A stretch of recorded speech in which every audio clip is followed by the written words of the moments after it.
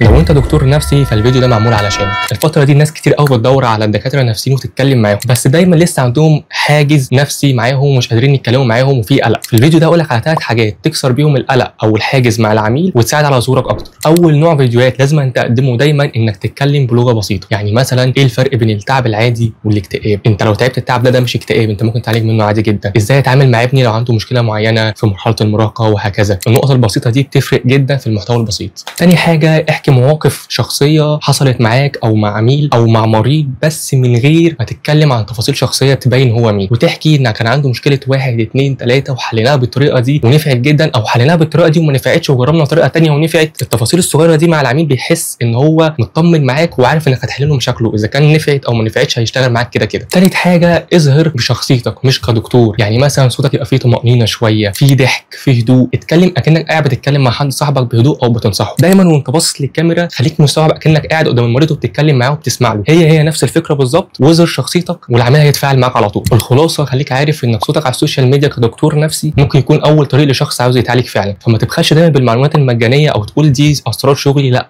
الموضوع ده بيفرق معاهم جدا، ممكن اصلا يكون بدايه نجاحك بسهوله. دي كانت حلقه من سلسله ازاي تسوق لشغلك. لو انت شغلك مختلف اكتب لنا في الكومنتات وهنعمل لك فيديو مخصوص يساعدك. سلام.